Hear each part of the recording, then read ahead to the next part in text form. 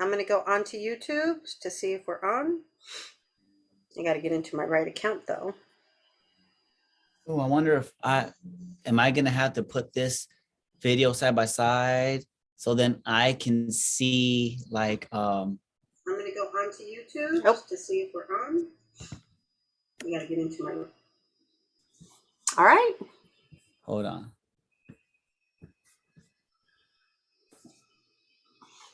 Because I want to, because if people were like, shit, what the hell's going on over here? What are you doing to me?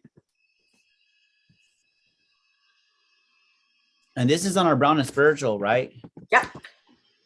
Wait. Is it Isela Garcia that it's under? It's actually Brown and Spiritual. I realized it was on my name just because of the way I registered it, but it's actually Brown and Spiritual AF. And it's got our logo.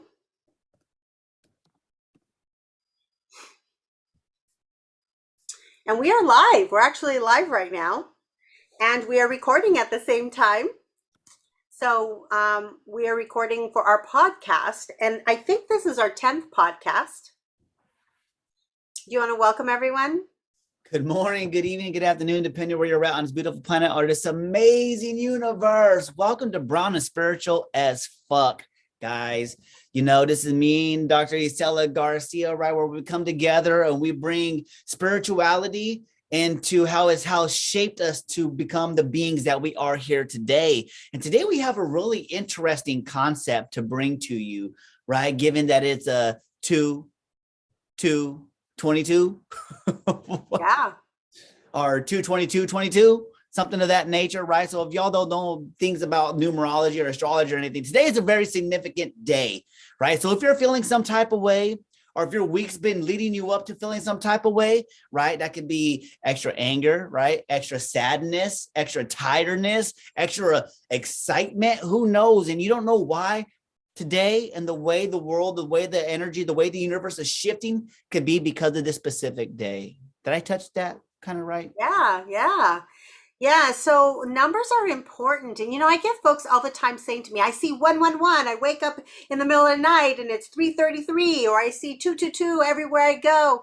Numbers, in my experience, numbers are the way the universe speaks to us. The reminders of us beyond this physical experience that we are having. And so 22 is a big deal because there's so many things that are shifting at this universal collective consciousness level that some of us can feel. And others, like you said, Mark, you feel some type of way and you can't make sense of some type of way that you're feeling. And it could be that you are experiencing one of these transitions that just occur at that deepest level of who we are. So what are we going to talk about today besides that? Besides that, because this could go so many directions, right? And we were speaking about this concept, right? And I think you brought this up a few times. It's about the onion, the unlayering, right? You peel one piece off and then there's another, then you peel a little piece off and there's another. So like, for instance, for me, I've been in this game for quite a bit, right? For a few years, I've been really diving deep, right? And just when I think I get to one area where I'm feeling nice and comfortable, right? The universe throws a fucking curveball and it's like, swing and a miss. And it's like, oh shit. Why do I feel this way, right? Like, what else is there? What else is under there? And what am I holding on to, right? So think about this, people. If you're sitting here, you're listening here, joining live, think about this. Where is it? What is it that you're holding on to? Or what is it that you're holding on to that doesn't serve you anymore, right? Let's just say you want to go on a backpack. You want to go on an adventure, right? You want to go hiking, right? And when you guys getting ready, your mom, your dad, or whoever packs the mother-loving car, you guys bring all these goodies. You guys bring the tent, you bring the sleeping bags, and you bring your food and whatnot. You bring yourselves and all your clothes, right? But then you get to the campsite and then you're ready to go on a hike, right? Do you bring all that shit you packed for this whole adventure with you up the mountain also? Or do you leave some of that shit behind and unpack so you could move up a little lighter? Because could you imagine trying to bring all that shit for the whole adventure onto just this one little aspect of the adventure? right? So what is it that you're holding on to that you brought from way back in 2005, right? You know, what are you carrying on to? What's in your sack that's holding you, might be weighing you down? What are you ready to release in order to move forward? Right? How does that sound? Yeah, so I want to kind of jump on that analogy because you talk about packing everything that you need. And you know what? I think that part of this process is recognizing that all that shit you packed served its purpose, serves a purpose, right? Until it no longer does. So, you need the tent and you need the sleeping bag and you need all that now to take this journey. Maybe you don't need that anymore, right? But it serves its purpose. And sometimes we sit with guilt. Sometimes we sit with shame that stems from those early experiences. And if we could just change and reframe that and move away from the idea of or recognizing, number one, the guilt and shame we may have. And let me just define guilt and shame a little bit. And comes from Brene Brown's work, but guilt is I did something wrong or I did something bad, something that I'm not happy with. Shame is I am something wrong. I am something bad. And so some of us carry those experiences of shame and guilt into our present day. And they're things that happened a long time ago. So recognizing that and allowing ourselves to see it as the opportunity that taught us something or is teaching us something. And then when it no longer serves, we need to be willing to release it or to think about, why are you still holding on? What is the need to hold on to what no longer serves you? What are your thoughts? I'm not sure I understand. What the That was hell? Siri. That was Siri. That's crazy. I don't understand. That's awesome when that happens. That is amazing because I know there's somebody here right now listening to this shit saying, I don't understand. It's like, Yeah. what? That was Siri. Siri had a guy voice? Yeah, I have my Siri is from Australia. He's a man. He identifies as an He Australian. identifies as a male Australian. Oh, man. So, wow, I don't know. I think that kind of fucked my brain up again. Can you just summarize that one real quick, so then I could touch Well, on it. let me go back to the onion because I think with the onion, it's easier to understand this. So we all have experience with an onion, right? So the onion has that layer that's like that thin layer on the outside, and I really, in the way that I make sense of my own spiritual understanding and awareness, that's kind of like what the world has told us, whether that's family, that's friends, that's people that you surround yourself with. That's the world has. Oh, that's kind of weird, right? Yeah, Um, the energy is really like trying to say, hold on. yeah. So the outside of the onion is kind of how we show up in the world. It's the messages that we got in terms of who we should be, right? And the courage is to peel that back. The The, energy is really like trying you to. got to pause, mute yours, mute your on your side, Mark. Mute your. Are you muted? Yeah, there we go. Okay. Is it better now? Yeah. And so what happens is the courage is to let go of that and really understand what parts of this is me and what parts are the messages that I have received from family or friends or the experiences that I've had and I believe I have to live up to or I have to show up in this way. That's Mark, you've shared so many times about not being vulnerable. So you got those messages about showing up, strong and not showing emotion, and that's the outer layer. And so we peel that back because we're like, well shit, that doesn't feel good and that doesn't feel right. But then underneath that layer there comes stuff like not feeling worthy, not feeling love, shame about something we did, or something about who we are, and guilt about something we did. Like, I did something really horrible. We've both shared experiences of our lives where we've done some really fucked up things. And sometimes we hold on to that, but the whole experience of the physical experience that we're having here is to continue to unlayer this onion. And at the core of this onion is the truth of who we are, which is an aspect of God uniquely having experiences and offering your gifts to the world, to others. But we can't get there until we're willing to unlayer, release. That's the shadow work. It's to really investigate and have gratitude for the experiences that we've had as we peel through the onion and get to that core. Okay.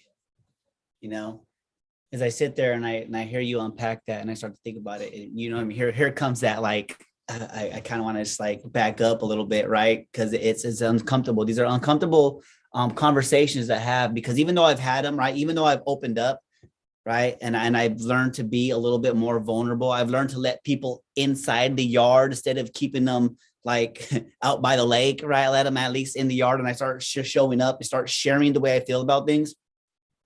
It's still uncomfortable, right? Because even though I'm willing to share, even though I'm open to sharing this much, right, there's like this much more much, right? So I think about opening up, right? So now imagine I opened up to somebody and I'm all excited and I'm like, here, I'm opening up to you, I'm open up to people, and then they receive it in a totally strange way, right? Wait, let's stop there. When you open up, what do you mean? Where do you feel that? Well, two questions.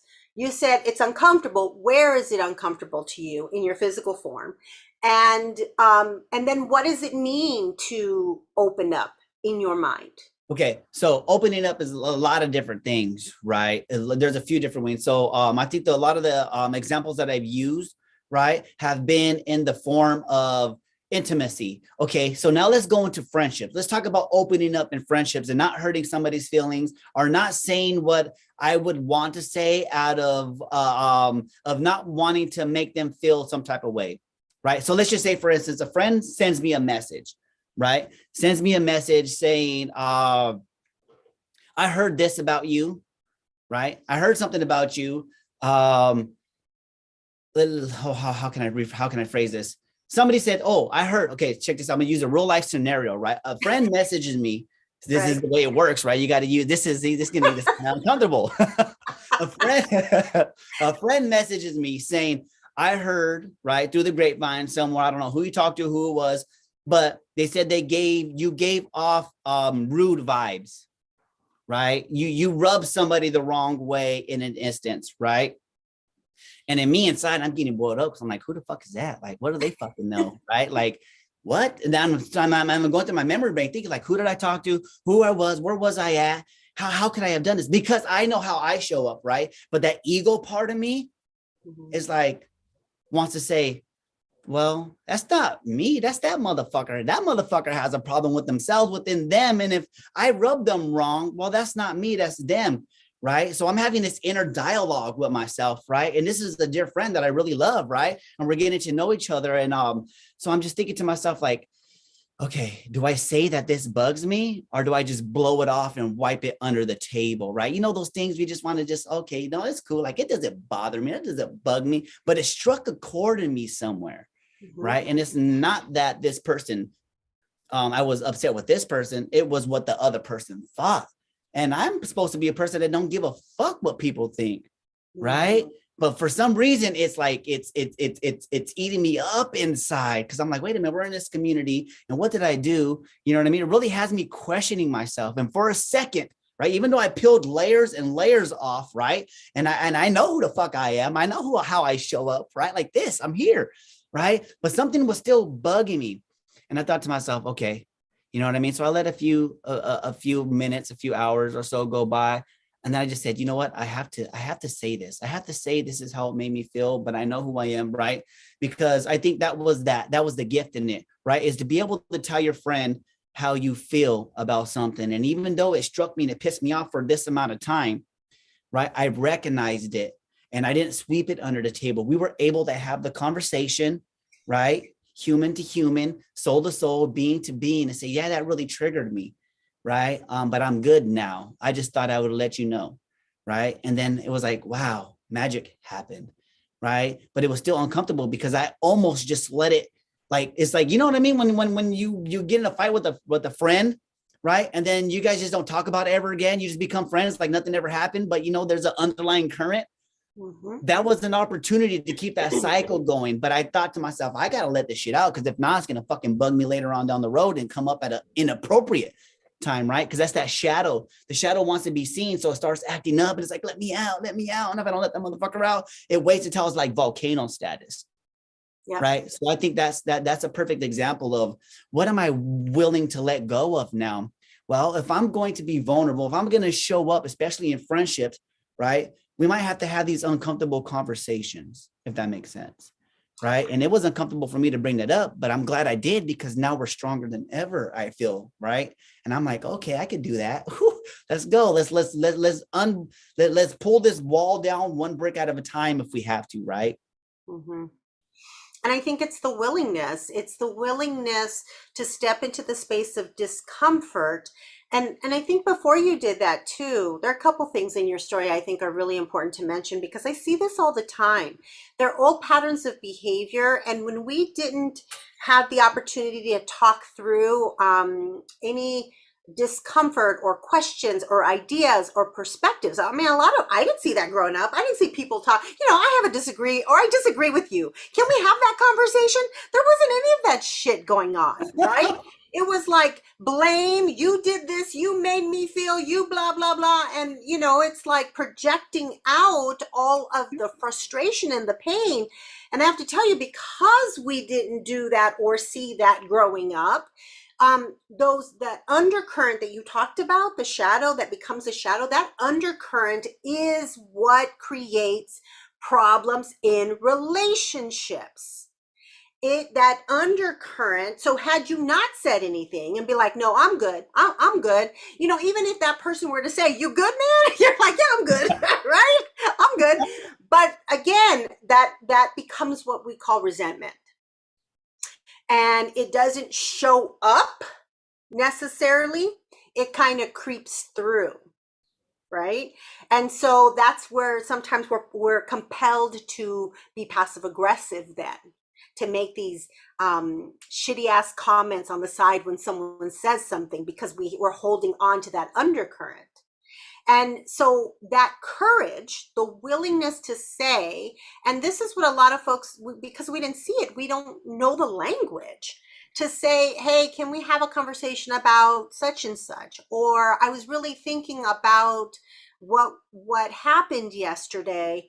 And, I'm really looking at it from my perspective. Can I know more about, I'd like to know more about what you're thinking and feeling. Like, that takes practice. And at the same time, you got to get past that fear, right? Because something else you said, I think was really important is, I don't give a fuck about what people think about me. Right. And so the problem with, well, it's not a problem. It's that we come to a place where we really want to be detached, where we can let people have their experience of us and it not impact us, right? You get to have your experience of me. You don't have to like me. You don't have to agree with me. Having said that, when we're in relationships with people, that can be really, really hard. And so you recognize that. You were like, oh my goodness, like there's something going on here that is bothering me. And for someone who didn't, I think just from what I know about you so far, it's like opening up those avenues for conversations are uncomfortable.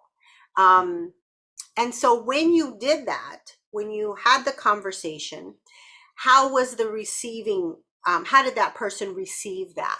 Was it positive? Was it negative? Would it have made a difference to you? I think in the beginning, like, right, well, here's another thing is text messaging and actually having a conversation like this are two different ballparks, right? Thank God for emojis, and maybe thank God sometimes when I forget to use the wrong one, right? Because that's a lesson too, right? Because you can't really use tonality, right? So I think on one end, when I'm saying this back about, like, you know what I mean? This is that person's fault. I'm who I am. I know how I show up.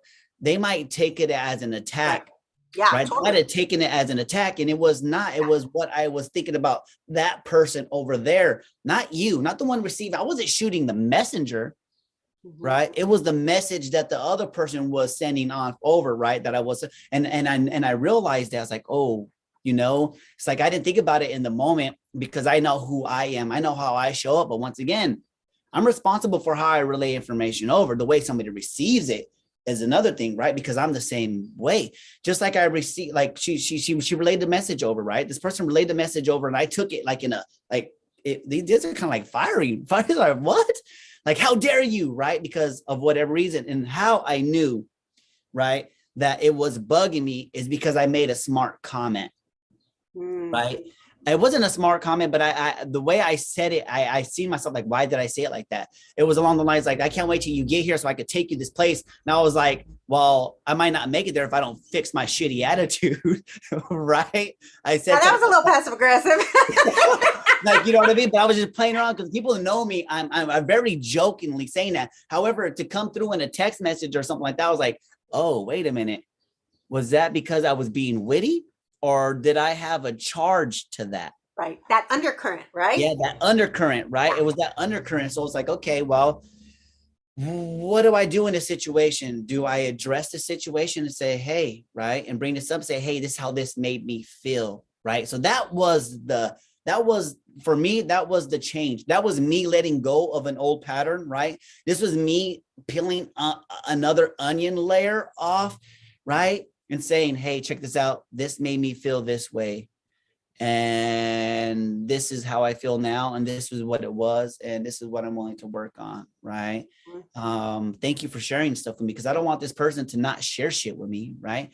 That's Right. not why you know what I mean? However, I'm learning to come across in a more what we say, passionate and compassionate way, Mhm. right? Because there's a way to come at something, right? There's a way, like, like, can we sit down and have a conversation? I really want to talk to you about that. This made me feel a little weird versus, you know what? We need to talk about that shit because you know what I mean? There's Yeah. those two different ways, right? And this is like this shit goes on in my brain, right? It's like I have a fight with myself sometimes. The other one's like, no, man, you got to be fucking marked from the streets, and you don't let people say. The other one's like, you've come a long way. Mhm. Relax. You know what that's going to do? It's probably just going to stir up more stuff. And then you're going to have somebody retreat. You don't want to retreat, but want to grow valuable, authentic, loving relationships, right? Built on honesty and trust and being able to have these. So it's that opening up and really relaying over my emotional state at the moment is what's really helping me along in life now, right? Because holding it in and not saying nothing and just sweeping it under the table, it might not, that person might have never known, but it would have been ate me up every now and then, right? And I think that's the things that people carry along in their life, is that they're not willing to release shit that's eating them up inside, if that makes sense. Yeah, I think sometimes what happens is we fill in the blanks with our own experiences of life. So, yes, but I think particularly via text or emails. Um, and I'll give you a quick example. My husband used to do my bookkeeping for my business, and I had a couple people who got paid with an actual physical check, and other people we would just do direct deposits. And so my husband is very laid back. He's one of those very kind of, probably on one hand I can count the times he's gotten pissed off, or he's like been aggressive, not even aggressive, just like irritated. And we've been together 30 years, so I mean he's pretty easygoing. So I get home and he's livid, and he has his phone and he's like hitting it, and he was like, look what she wrote, look what she wrote. And I looked at it and I said, it says, Kevin, where's my check? She's asked, where's her check? She wants to know where her check is. That's not what she means. I'm like, what do you mean that's not what she means? She's saying, where's my check? No, she means, where's my fucking check? And why don't I have it to it? And I'm like, whoa, that's not what it says. It says, where's my check? So the story that we create in our minds has to do with me. Maybe my fear, my uncertainty, my doubt, what I should be doing, what I could. It's like all of that is what, how then becomes the lens of how we're experiencing it. That happens in every relationship. You know, somebody doesn't throw the trash or someone makes this comment or whatever. We're now filtering through all of those past experiences, all of the things that this person has said and done in the past. And women, we are so good at keeping track. Back in 2018, you said ... And back in 2008, you did the same thing, right? We're so good at that. And so we're constantly pulling old shit into the present experience. And that's not what was said. And this is one of those things that when we talk about what no longer serves us, it's starting to recognize we're pulling in the old story or that undercurrent. When we're starting to bring in other things so that we can fight a battle, so that we can, be right, so that we can make our statement and that we're not the ones to blame. It's like we have to recognize when we start to do that and go, oh, there's an old pattern of behavior. I'm starting to move into that. Why am I starting to move into that? Yeah. And so we fill in the blanks.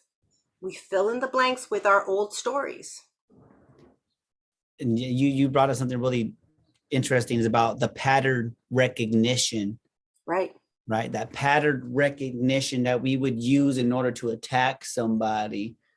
Right. So if you're able to use that pattern recognition, ladies, I'm just joking. I just said that because to really realize what somebody has done to you in the past, right? What about recognizing the patterns within yourself to see what alley is taking you down, right? Like you know that this pattern has led you down a dead end multiple times. Right? Can we use that same pattern recognition to help get us onto a different road, a different path, a different way of being, right? A new mindset and whatnot. Do you see the chat? Is there people in the chat? Yeah, I see the chat. Yeah. We have 6 people watching. So I want to jump on that because I'm a student of A Course of Love and A Course in Miracles. And one of the very first things I ever learned in that was when you start to recognize that, when you start to move in that direction, that's that self-awareness piece. And sometimes we don't want to let go of that shit. We want to hold on to it because damn it, I'm right. I'm right and they're wrong, right? Old pattern. So, I'm starting to move into that. I can feel it in my body. I can feel the emotions starting to creep up. And let me tell you one more thing. It's not about what's happening in front of you. It's a reminder of some old shit that happened to you when you were 5, when you were 10, when you were 22. And now it's another reminder in front of you because you haven't healed that part within you. So it's having what I call a hiccup or that pause and going, okay. And this is now when you start to practice the process in connecting with your highest, truest self, is you say, help me see this a different way. Help me see this a different way, can be the pause to help you realize that you're moving into an old pattern of behavior and honestly, as a survival strategy. Because I'm starting to feel afraid. I'm feeling threatened. I'm feeling alone. I'm feeling all of those things again, because it's a reminder of all the stuff that you've brought along with you. So when we go back to the onion, we have to be willing to release those patterns of behavior. And it doesn't happen like that. It's practice. And what's beautiful about this universe is that it keeps offering you opportunities to do that. Opportunities, right? These are not, why does the universe keep punching me in the face and kicking me while I'm down? These are opportunities to learn, right? Universal fucking kung fu and block that shit out the way and rise, right? It's like one of those things that's constant. Like it's constantly the universe sends you opportunities for growth, for evolution on a regular, every single day, minute to minute, second by second, breath by breath moment.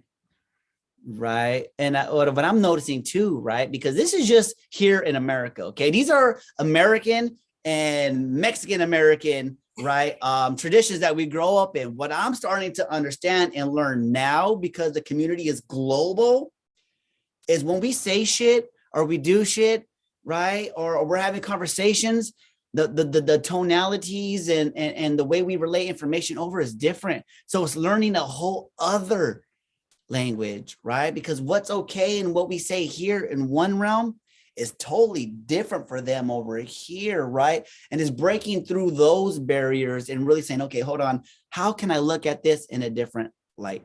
Right? Because if I was who I was like 5-10 years ago, having conversations with some of these people, I'd be probably pissed off a lot, because they'd be triggering me left and right. Like, what do you mean by that? What do you mean by that? What do you mean by that? It's like, wait a minute. No, they're just, we grew up differently. We have different ways of expressing, right? Or not expressing, or we got different things that trigger us in certain ways, and we push certain buttons.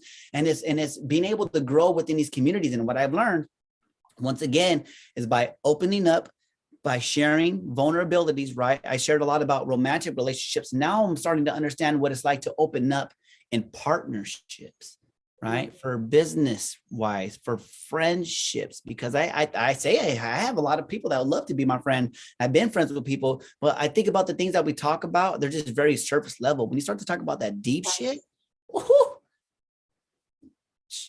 wow. Yeah. You're an extrovert by nature. Just because, I mean, you just are. You're just an extrovert. You're an extrovert. So you can easily, get along with people. It's in part what you do as as someone who offers a service to others. I'm actually an introvert. And so I prefer time, the way that, not just do I prefer time alone, but the way that I get filled up is really in seclusion and being quiet and being alone. And I don't enjoy social experiences. Like I have my one-on-ones or my really small groups of people that I connect with, but on a regular, like I don't enjoy big social experiences. And I think that when we think about relationships that we have with others, because there is a value to this, and it gives us the opportunity to really practice those, how we connect, how we have perspective taking. So to recognize that your perspective may be very different than my own, and that there doesn't need to be one right answer or one right person. See, a lot of us didn't grow up with that. It was like mom's right, dad's right, you're wrong, end of story, right? No one's gonna fight their case, because your ass is gonna get beat if you try to fight your case like that. No one's asking for your opinion. And so this idea that many people can hold a different opinion is part of that releasing old patterns, right? And that I don't feel threatened by your difference of opinion. Those aha moments, those understandings come in relationships with others, with union, because at the truth of who we are love. Period. We are love. All the other bullshit, fear, uncertainty, doubt, all of those things are ego-driven experiences. And in truth, we are love. And in truth, we are one. So we get to practice these experiences when we come together. And it helps us, I think, peel back more and more layers so we can hold each other in a space, recognizing the truth of who you are and the truth of who I am, and that we don't have to believe the same things. Exactly. And I'm gonna wow you right now real quick, all right? Because we're starting to get to know each other. A lot of people don't know me and Isela are learning about each other through this podcast, right? It's the most interesting relationship I've ever had in a long time. But check this out. So what I do is so amazing, right? That you believe I'm a natural extrovert, right? Well, that you have extrovert abilities. There Yes. you go. Abilities, right? So growing up, right, I got this nickname. It's called Lonely Boy, right? And I told this story in another, I don't know if it was a podcast or an interview I was giving, right? But I like to be alone. I like my quiet time. I like to be off to the side. When I had to get on stage, right, or at school, I call it a stage. When I had to present something, I would be terrified and scared. I would cry and try to do whatever I could to get out of it, right? My mom and dad would make us do things, right?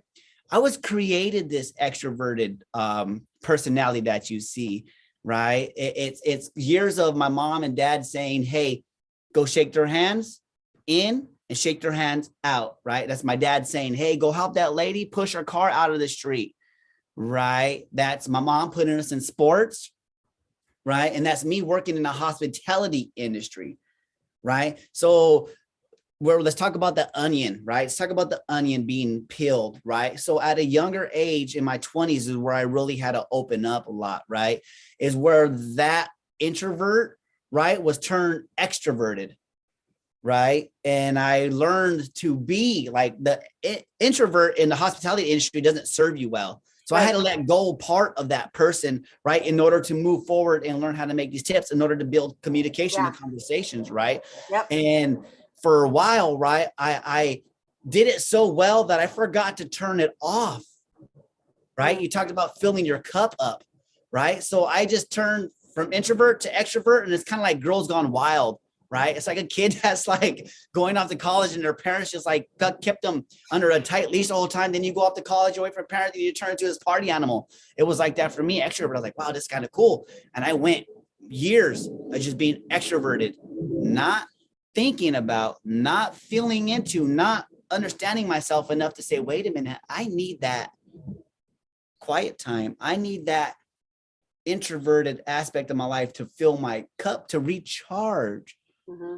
Right. And so people always say, because when I'm at work, right, I'm like this 24/7. You catch me on camera, you catch me training, you catch me in conversations with the clients that I work with, right? This is what you get. You get the inspiration, you get that spark, right? You get that, whoo, let's go on an adventure type person, right? But I've also learned that I have to take a step back sometimes, right? And put my head on the pillow, take a bath, relax, right? Have these deeper conversations with friends like we're doing right here and say, hey, that's not me 24/7. That's just one layer of the onion. So I just thought I'd throw that out there. So when did you start to recognize within you, Mark, that you needed to, because I think what's happening when we go inside ourselves, when we tap into our inner selves, which is a whole different podcast, because all the answers that we are seeking are already within. And I believe when we meditate, when we have quiet contemplation, you could do a walking meditation. For some people, it's yoga. For some people, it's Tai Chi. For some people, it's Qigong. There are lots of, even when you get into the craft of what you love to do, for you, it could be music. It is music. For others, it's art. For others, it's writing. When you get in that place of the zone, I don't want to say I believe, I know that is us connecting with the truth of who we are. It's connecting with universal design, it's connecting with our highest, truest selves. And when we are go, go, go, go, go, then we don't take the time. And I really believe we're turning away because of the level of discomfort that sometimes comes up when we get into that quiet space. That when we get into that zone or that quiet space, we are not only recharging our physical selves, but we're also tapping into our truth. And we're aligning with that collective consciousness. So at what point did you reckon, like, was there something that happened, or did you realize, like, did you get exhausted? Like, what made you realize that you needed to take that time? I think it was probably, well, I didn't realize it. Like I started noticing in my mid 20s, but I don't think I realized it until my mid 30s, right? But I was being anxious a lot, right? I'd have anxiety, like to the point where I didn't want to go out and hang out. I didn't want to go to the movies. I didn't want to do nothing. I just wanted to sleep, right? And I started recognizing the patterns, right? I was able to reverse engineer, like, wait a minute, when do I start to calm down? Well, it would when I'd be having an anxiety attack, right? And I'd go into the bathroom and just sit on the toilet, like not sit on the toilet, just sitting on the toilet and just sit there and quiet and just breathe. Right. And I realized, because I didn't want to take pills, right? That was another thing that the doctor tried to prescribe: here, take these and you'll be fine. It's like, I don't want to take that shit. I knew even in my 20s, I didn't want to do that. But I didn't put two and two together right away. I let this go on for a long time, right? Until I realized, wait a minute, I'm stretching myself out way too much. I'm doing way too much. Like, I didn't want to miss out on shit, right? I wanted to be out there. I want to be with the cool kids. I want to have fun. I was the life of the party. So everybody expected me to be high energetic all the time, 24/8, life of the party, right? Because that's kind of how I really am. But I wasn't taking the time to relax. But in thinking about my mid-30s, when I started to realize, wait a minute, every time I decided to go sit in the bathroom and be quiet, be alone and breathe, go outside, go soak in the sun. Like, a lot of times I remember, if I was feeling like it'd be 180 degrees outside, right? And I'd be getting the chills. I'd be cold. I'm like, why am I cold? It was just anxious shit. Energy wanted to leave the body, right? Or whatever it was. And I'd go sit in the sun and just be like, nice and quiet, right? So that's when I started realizing that I needed to recharge, right? Because I've been in the hospitality industry for a long time. And after a long day of work, we would go out and party all night, right? And then I get up early in the morning and go to work again and then party again all night. So it was this vicious cycle, just being on 24/7, right? Well, if you ever redlined the car for fucking more than 5-10 minutes at a time, you're going to blow the motor, right? And that's what was happening to me. So that's when I realized that I needed to get back to that lonely boy part, where I had enough time to sit back and recharge and didn't have to be entertaining mother lovers all the time, right? Yeah. And that's when I started to realize, not only did I know it, I took inspired action towards creating something different, right? Because there's a difference. There's knowing, we talked about this before, and then knowing what to do with that shit. And so I figured it out. So what do I have to lose? I had to make a change, right? So that's how that happened. Yeah, I think the unlayering of the onion, recognizing that there are no parts of us that are bad, and there are no parts of us that aren't worthy of love.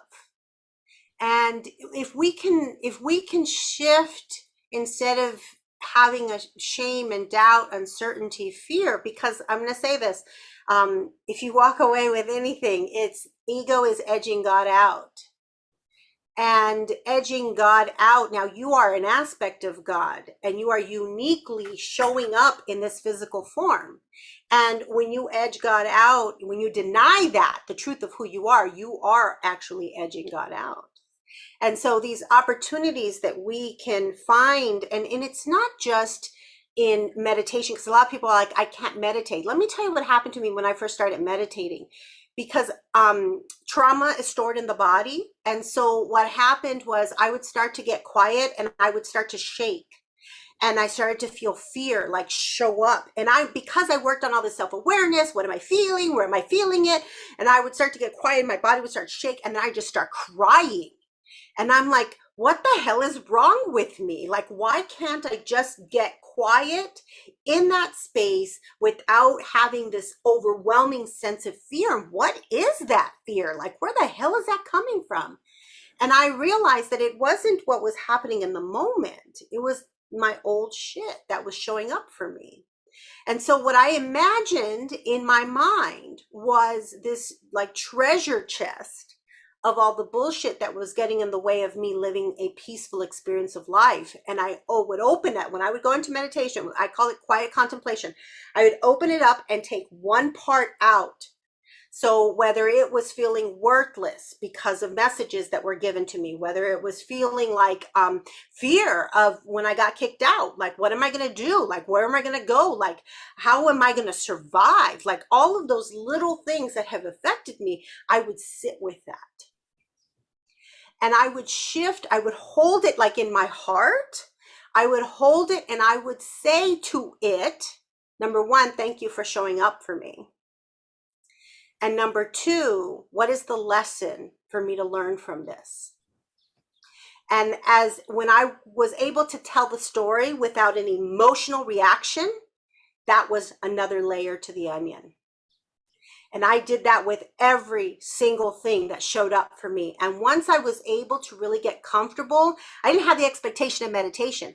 I had the expectation to just sit with the fear, the pain, the uncertainty, the doubt. And when I sat with it and released it, and it all starts in your imagination. I know this sounds goofy, but it does. It starts in your imagination because that's how we tap into it. And then so when I was able to retell the story as a story without being emotionally charged by that, that's when the wisdom started to kick in for me. And then meditation became easier, but it started with mindfulness, being present, being present, being present. What you said, the sun on my body, right?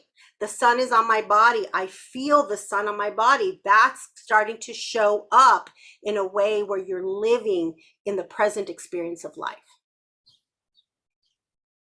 Why are you just making shit up? I'm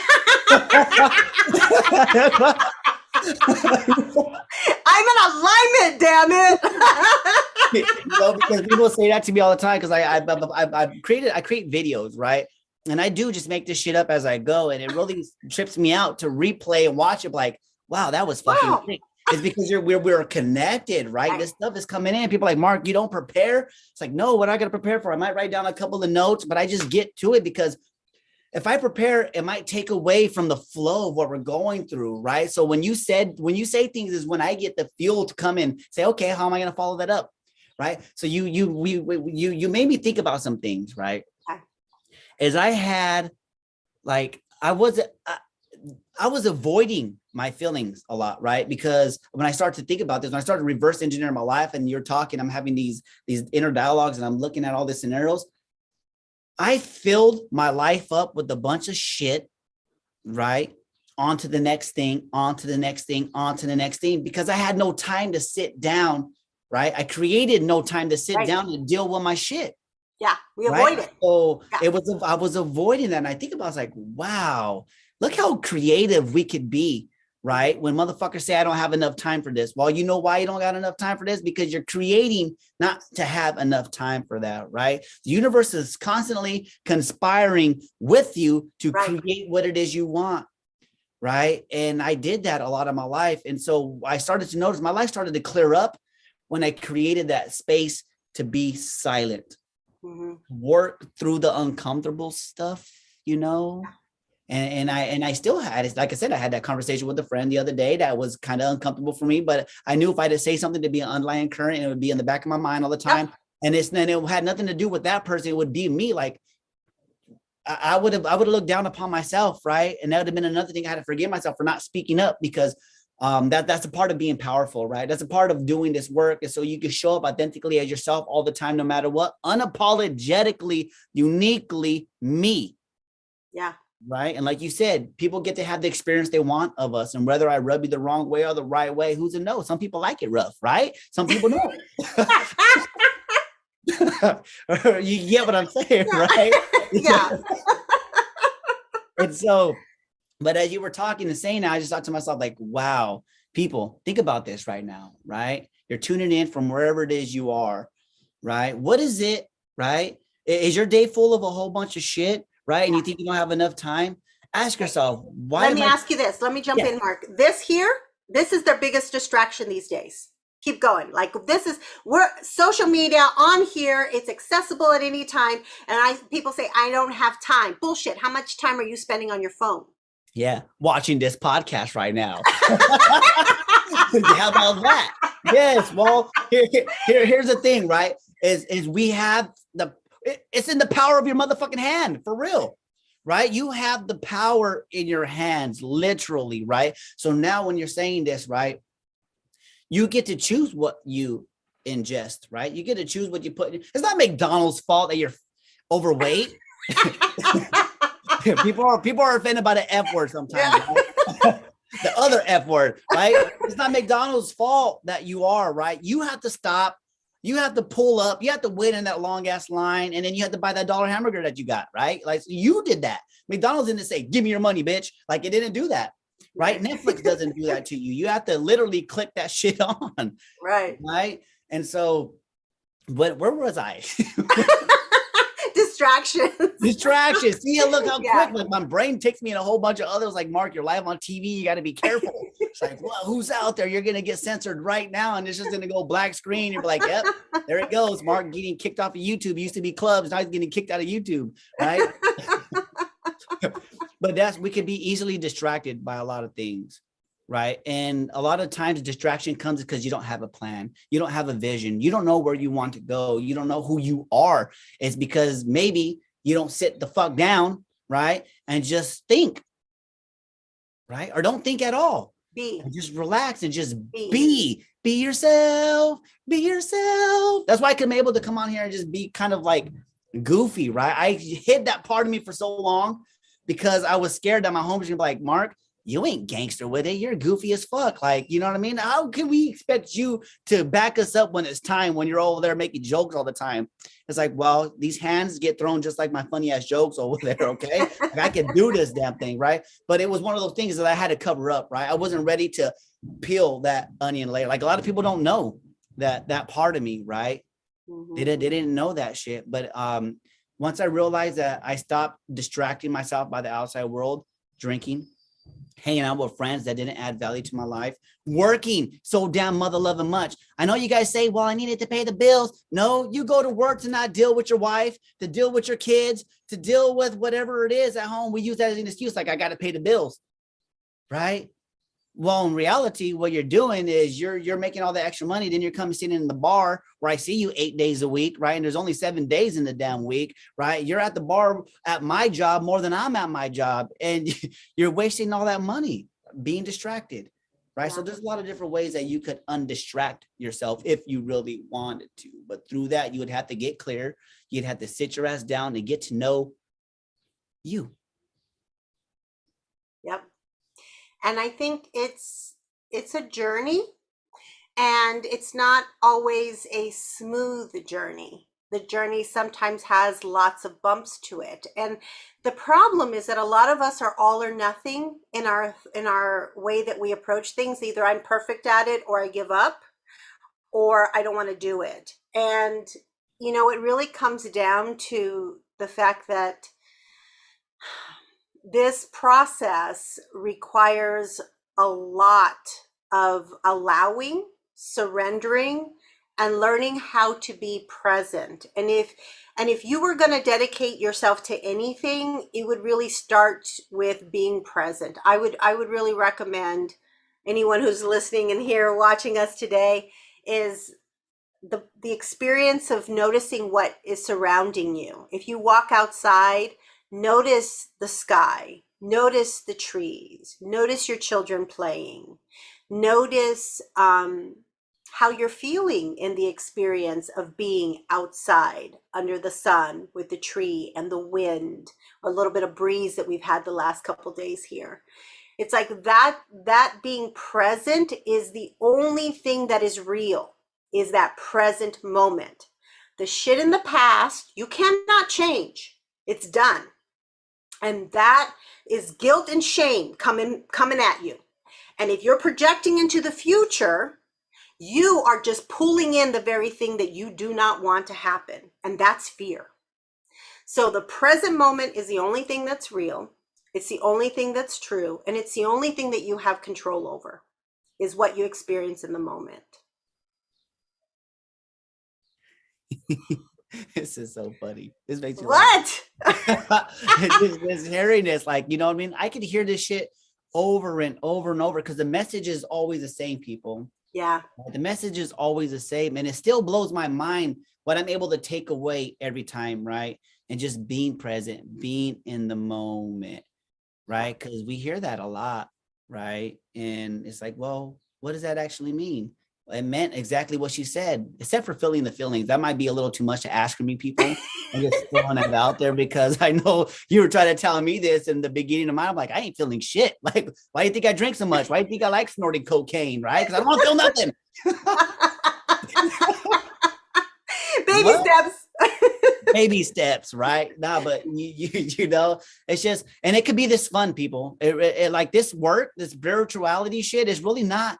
It's not like serious by the book, and you gotta follow everything in order because that goes against everything we're talking about here, right? Yeah. There's no one way, right? There's no straight lines in this shit, right? There's no straight lines in nature. Everything's Yeah. got a curvature to it, right? You know what I'm saying? You don't see a river and it flows just one way. It's like all over the place and shit, Yep. right? But yeah, thank you guys for rocking with us. I know we're coming to an end. Should we take a question? Should we Yeah, see? well, I just want to there. We have a couple comments here, Okay. and Ashley said, when we were talking about the discomfort of feeling something, the comment was, it's like stepping outside the comfort zone, and then later you needed to remember the comforting zones, and I thought that was a really interesting perspective. You know, we have this understanding of our comfort zone, but really, that I always feel now that that's just our ego trying to keep us in a fear place, in a place of fear and uncertainty. And when we understand the truth of who we are as divine beings, we recognize that only love is real.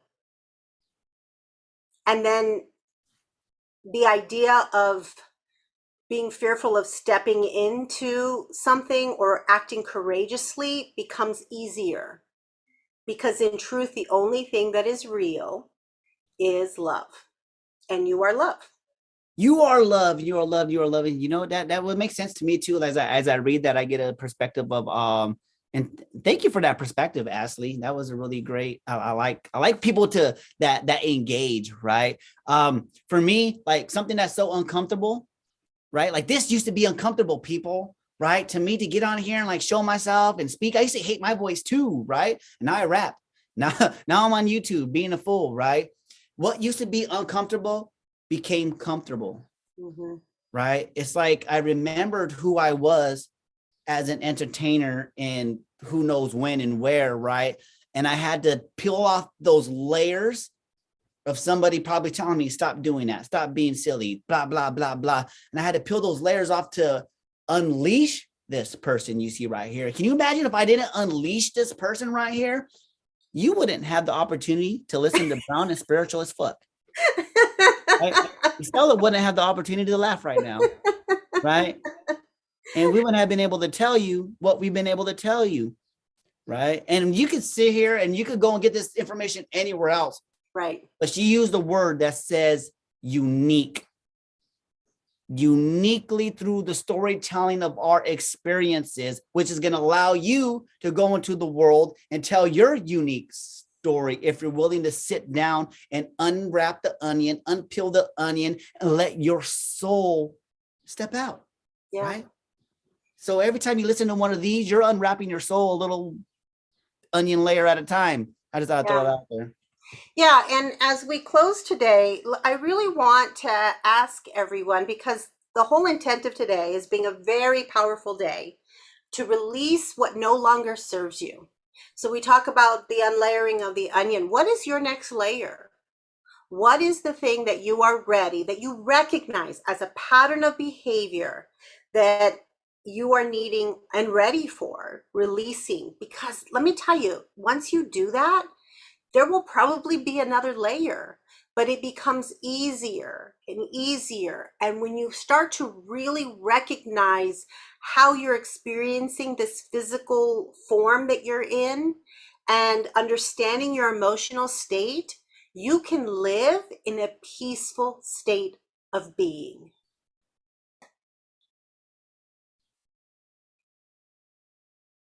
I like that.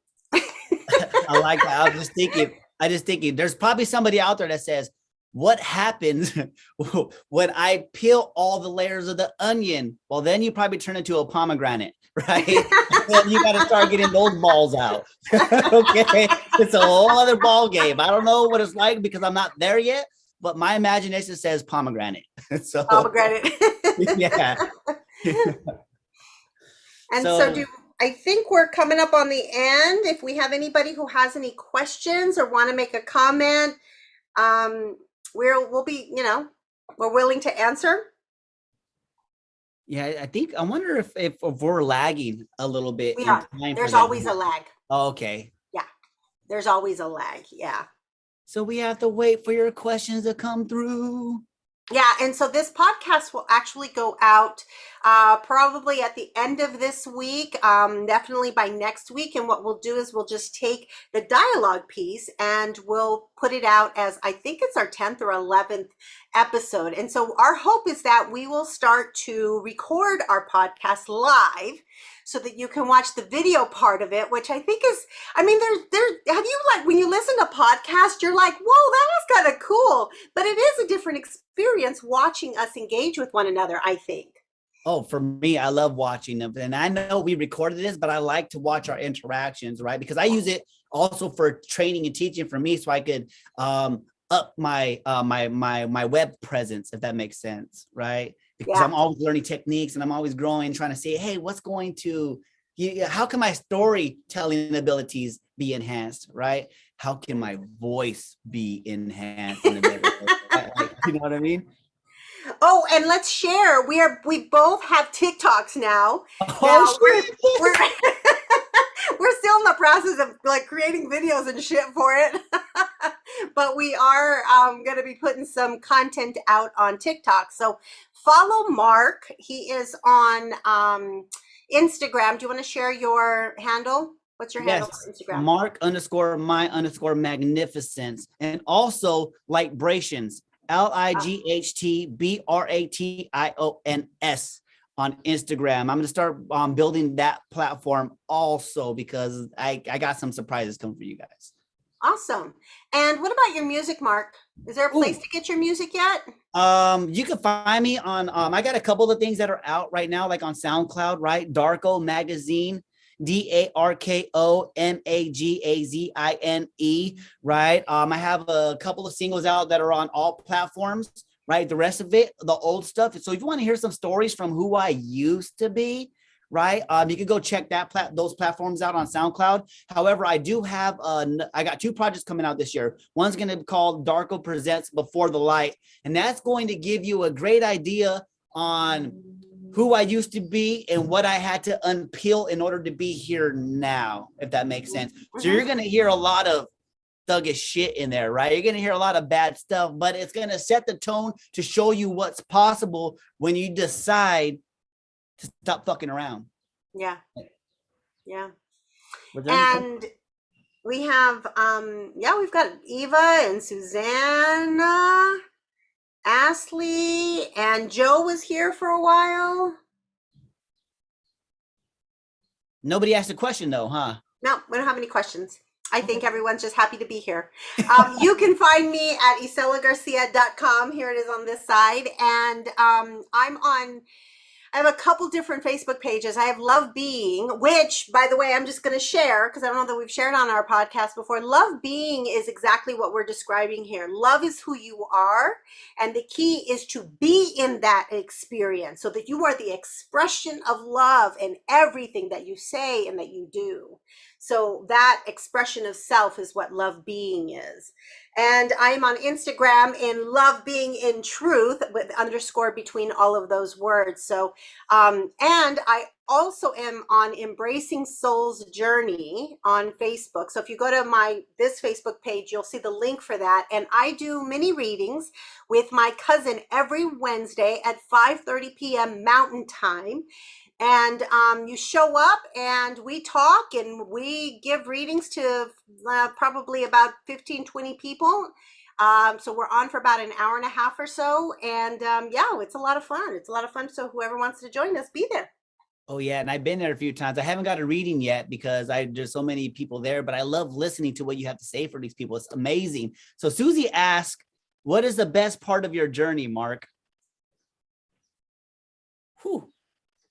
Oh man, I don't know. There's like so many. It's like, how do you choose one out of an adventure, right? That's like saying you go to Peru and then somebody asking, what was your favorite site? It's like, well, they all had their own amazing uniqueness, right? But if I had to say what was the best part of my journey, I think I would say getting my weight under control has been the best part of my journey because that's something that physically people can see all around, right? And when people look at that, right, they're like, wow. So I think that part of my journey helps others know what's possible. So I think so far that's been the best part of my journey was that taking taking control of the whole diabetes situation. Hmm. And How about for you? you're still on that journey. I mean, I know that that's something that you're really still committed to Oh is, yeah, you know what I yeah. mean? Bruce Lee, like you guys see this right here? This mother lover right here is my idol. Sooner or later, I'm gonna be doing these podcasts with my shirt off. That's my husband's idol too, actually. That's funny. Yes, yes. Me too. Only kidding.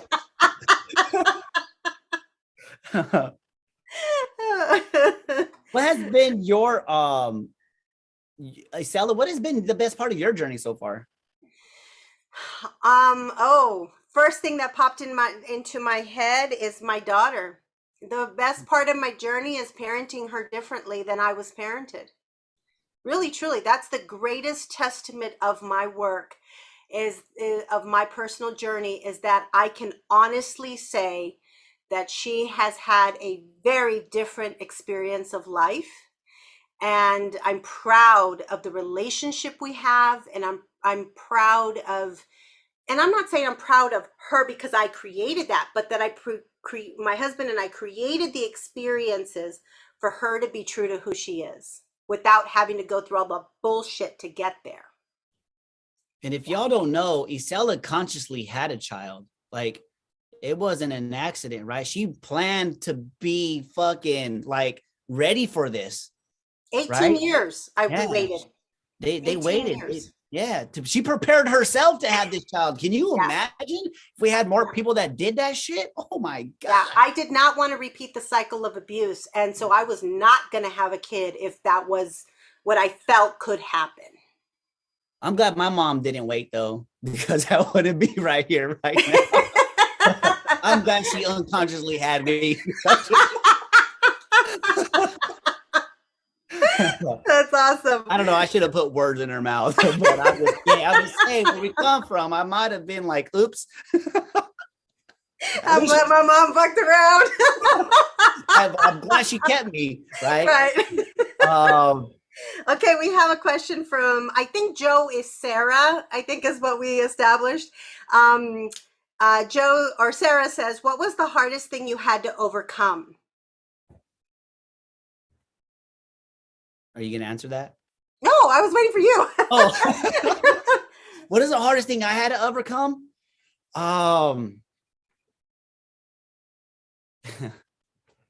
Whew, on what level, right? I think one of the hardest things I had to overcome, right, was women, right? For me, it was hanging around with women too much, right? That was a tough one for me, believe it or not, guys. Like, I think and because I was searching for, I don't know if I was searching for love or if I didn't love myself enough, but they were like, they were always a vice for me. They were something I turned to, and I would just, it was just for fun, right? In a way. And I think not only that, is treating them like the human beings that they are.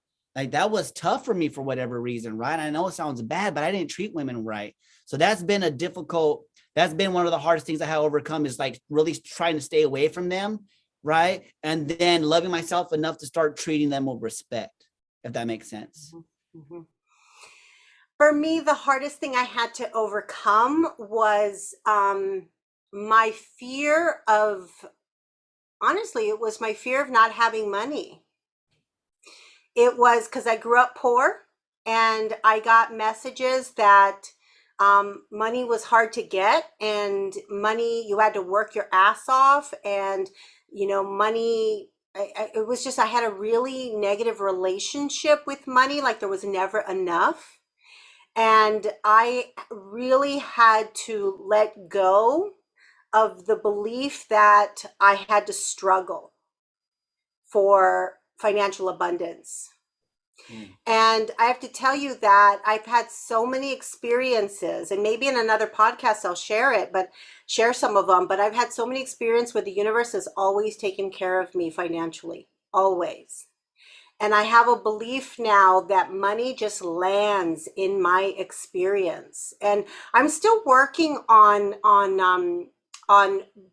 because sometimes we think that we're like, that's enough. You don't need more than that. Like, be happy with what you've got, right? You're comfortable. We still make ourselves small that way. And so I'm still releasing that, because I really know that the universe, if you align in truth, the universe provides. The universe provides financially and in all ways, but financially. And for a lot of us who grew up, if you grew up the way I did, where we didn't, there was never enough, or the feeling like there was never enough, even if there was in moments of time, I had to kind of release my fear around, oh, there isn't enough money, or I have to save this, or I have to get this now because, I'm not going to have money next month. And so I really had to just become at peace with knowing that the universe provides. And that it does. I think this next question is for you, even though it says Ireland, but I think it's supposed to say Isela. How does your family see you now, with all your transformation? That comes from Susie. Susie's So, my cousin, by the way. hi, Susie. So, my mom hasn't spoken to me in 30 years. So that's one part of my family. And the reason why that happened, or at least my assumed reason, because we didn't actually have a conversation about this, we're just really good at holding grudges in my family. I'm not anymore. I don't do that anymore. But so 30 years was because my husband's Black. And so I was disowned. So that's kind of how it started. And then, there was never a time where she was willing to reconcile the relationship, but that's okay because it gave me room and space to heal. Now, my other side of the family, my dad's side of the family, and my mom's extended, because us Mexicans, we got big ass families. We don't even know how we're related. We're like, I don't know what kind of cousin you are, but you're a cousin because you're around my age. That's We're so all funny. cousins and tios. We don't even know how we're really related. But it's interesting because I think they're different perspectives of me. I think I'm different. I parent my kid different. My perspectives, I don't get wrapped up in the gossip and I don't get wrapped up in the bullshit. And so they give me space for that because I'm also very assertive about what I believe, and and I'm upfront about, because when someone says, oh, do you know what so-and-so said, blah, blah, blah, I go, huh, my experience of her is a little bit different than yours. So I don't get pulled in and they're like, oh, she ain't somebody we're going to talk to about. She don't want to do it with it. She's not going to talk to us that way. So I'm just a little different with my family, but they love me. I know that they do. They absolutely do. I'm just different. Pulled up to the scene with the ceiling missing. Yeah. And then there's one that says, oh, hi. Let's see. How do you have any tips on how to do that? Do what? Yeah, do what? Sound, mind, and body. I love that. I wonder what it was that we said. Let's see if Joe, if you're listening again, do what? Wait, did you say Joe was Sarah? Joe is Sarah. Yeah. Sarah. Joe identifies as Sarah.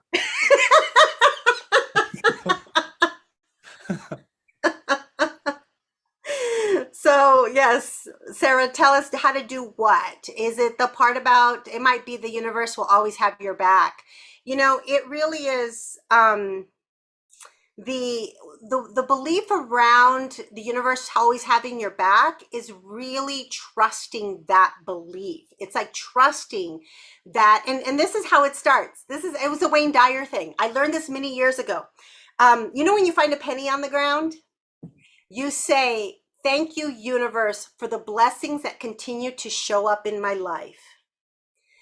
Then when someone offers you go out to have coffee together and say, how someone goes, oh, I'll get it, don't worry about it. And we go, no, it's okay. Fuck that. When you do that, you're stopping the flow of energy, and money's just energy. That's all it is. So when somebody says, I'll take care of it, you say, thank you. And I'll get you next time, right? It's like, don't stop the flow of energy. Money is just energy. And so you give thanks when opportunities like that show up for you.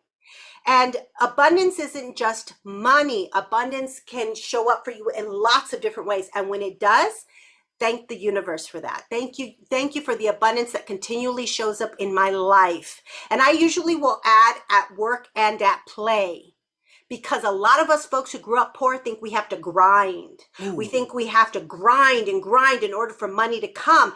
And if we let go of that fucking belief system, actually we get in the flow, and you don't have to grind. You don't have to wear yourself down. It free. just magically happens. Yes, that shit gets me so excited, right? Like, I have this thing that I say play smart and live free, right? So a few years ago, about the beginning of last year, right, I told myself, Mark, I'm only going to work 3 days a week, but I'm going to create 6 days worth of pay in that, right? And people thought I was fucking crazy, right? I only punch a clock 3 days a week, people, for somebody else, right? And it's under 30 hours, right? And I'm able to provide more than necessary for me to be here right now, right? I work Thursday, Friday, Saturday mornings from 10 to about 4 o'clock, if that. Sunday, Monday, Tuesday, Wednesday, I'm doing shit like this, people. And with a Mhm. smile on my face, and I'm dressed nice, you know what I mean? And like, I'm fed, I'm healthy. I got a fucking Dunkin' Donuts drink in my hand with a smile. Like, it's just trusting that it's possible, right? Because just saying it is one thing, and actually believing it is another, right? So when I see money on the floor, I pick it up. I'm like, I'm a money magnet. When somebody Yeah. says, I want to take you out to lunch, I say, yes, please, and thank you. I appreciate it, right? Because you got to learn to be a great receiver. Yeah. Anytime you say no to something or you leave that penny on the ground, the universe says, well, I guess this motherfucker don't need anything, right? Yeah. And it's far from the truth. One penny at a time, right? One penny at a time, compound interest, that interest turns into a lot. If you save a penny a day for 20 years, well, guess what? I don't know how much that adds up to. I'm not a mathematician, but it's a lot of money probably, right? So you said something really important, Mark, about being a great receiver. We are not great receivers. If you're a woman, or if you grow up in poverty, we are not good receivers, like open-hearted receivers. And so just allowing people to give to you and receive that with grace is critically important. Susanna says, what are some top tips? And we're going to end with this question. What are some top tips do you have for the ones working to get to the peaceful place you're both sitting at? Mark, what would you say is a top tip for you? Top tip for me to get to a peaceful place, right? Um, Not taking things personally, I think, right?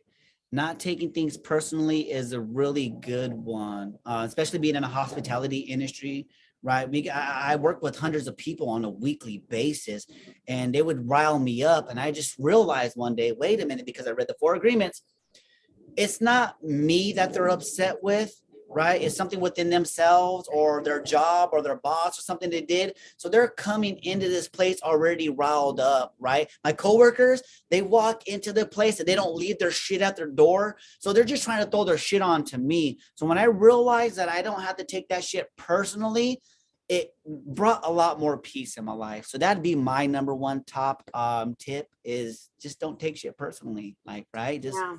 and it's tough. It's not easy, right? It's really not easy, but it gets easier um, the less and less personal you take it, right? Become unfuckwittable, right? When you start realizing that if you get triggered by it, you're easily manipulated. When you're looking at yourself being manipulated by somebody else, oh, it'll change the perspective real quick. So I stopped being manipulated by somebody else's shitty attitude. That's how. Mhm.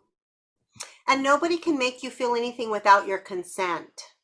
And Exactly. so, yeah, you allow someone to make you feel a certain way. So I would say definitely take your power back. The other thing that I think is a really, well, for me anyway, this is what's really important for me is I had all of these fragments of things that were my shadows, that were the undercurrent that was getting in the way of my peace of mind. And I had to be willing to take each one of those and sit with them. And I described that a little bit earlier. It's sit with them, have gratitude for those experiences, because I signed up for this shit. At a spiritual level, I signed up for this shit. And so I can choose to look at it as an opportunity, or I can continue to look at it as something that's I'm being defeated by. So we take those little aspects, we see them as opportunities. We hold them in our heart and we release them slowly by starting to create new and different patterns in our life. When it feels heavy, and when it feels like shit, and when it feels like you can't do it, that's when you seek that awareness, that understanding to see it a different way, and know that you are never alone. Know that you are never, ever alone. If you could see what I see, all the angels and what you are surrounded by, and the universal support that exists within you and outside of our physical beings and within us, you would recognize the power that you actually have for transformation. You are not alone. Like, yeah. I am here with you. Yeah. And there is a request for a book recommendation, and let's end there, Mark. I actually, because it's 2:20, we will. Do you have a book recommendation? I have one right in front of me. It's called Oh, yeah. Radical Forgiveness. I Yes. have a Good. bajillion of them, but this one, Radical Forgiveness, is one that I think takes a step by step, because forgiveness is the key. Love is the answer. Love is always the answer. Forgiveness is the key. And so if you work through the experiences of starting to forgive others and self, because there's two levels of forgiveness. There's this physical form, and then there's a much deeper level of forgiveness. That is the start of really finding that sense of peace that is already within you. It's just waiting for you. I would say The Code of the Extraordinary Mind by Vishen Lakhiani. Yeah. That one really changed my life back in 2017. It took all these concepts and made it compactable and understandable. So you don't have to, he takes all the guesswork out of it, right? You just apply this shit, and then you're here creating a Brown and Spiritual as Fuck podcast. True story. Thank you all very, very much for hanging out with us. Follow us. Follow us so you know, because Mark and I are like, okay, when do you want to meet? When are you going to do this? So we don't have a date for our next. Maybe we'll get our shit together. And We need to get our shit together. Yes. But follow us on our pages, and we'll announce when we'll be on again on YouTube. We're hoping to continue to record this way so that we can continue to connect with you all. Yes. Maybe we can start a new one called Brown and Scheduled as Fuck. Yeah, I think we're going to need to do something like that.